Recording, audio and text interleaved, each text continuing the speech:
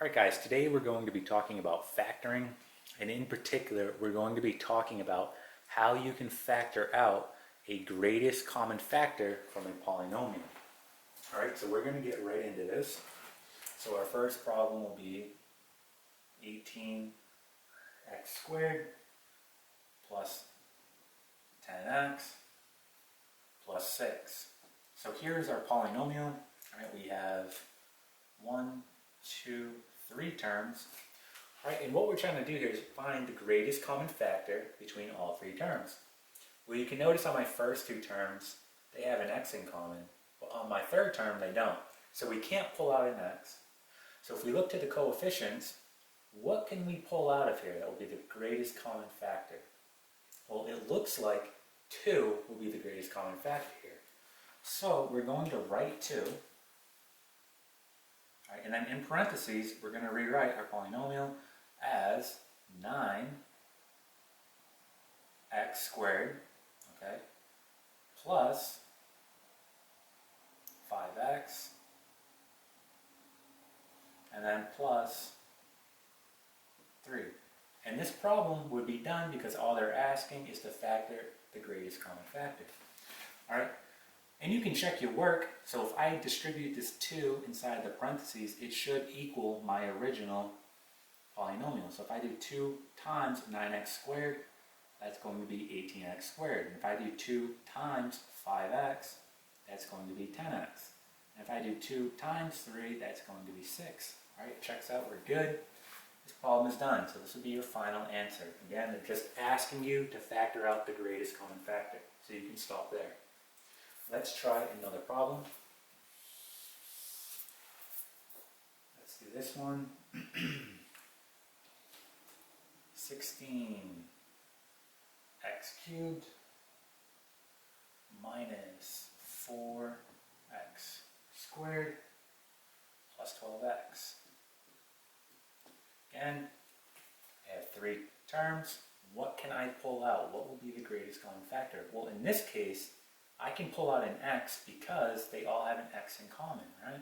So I can pull out an x, and it looks like I can pull out a 4 as well. So I'm going to pull out a 4x, so I have 4x times, right, well, what times 4x will give me 16x cubed? And that's going to be 4x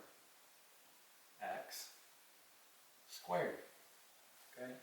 And then what times 4x will give me negative 4x squared, right? And that's going to be negative x. Right?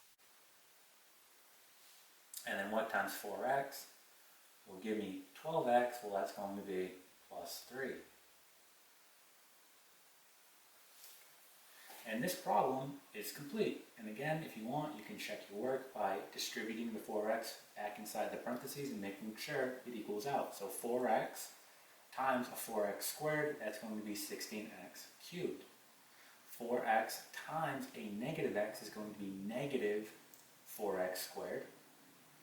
And then 4x times 3 is going to be positive 12x. All right, so it checks out. We are good. All right, let's try another example here. We have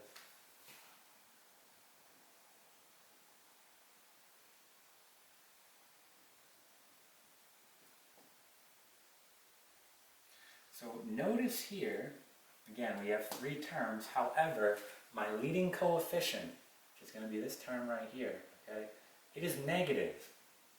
All right, so up until this point, our leading coefficients of our polynomials have not been negative. So, if you see a negative on your leading coefficient, all right, and they're asking you to take the greatest common factor, you also want to take out a negative, okay? So if you see a negative on your leading coefficient, you want to take out that negative. So for example, if we look at all 3 of our terms here, what is going to be the greatest common factor? Well, it looks like it's going to be 5. Right? But since we have a negative on our leading coefficient, we're not just going to take out a 5, we're also going to take out a negative, and that means it's going to be negative 5. So we're going to take out a negative 5. So here we go. So we take out a negative 5. And then we'll have 2x squared, all right, and we'll have minus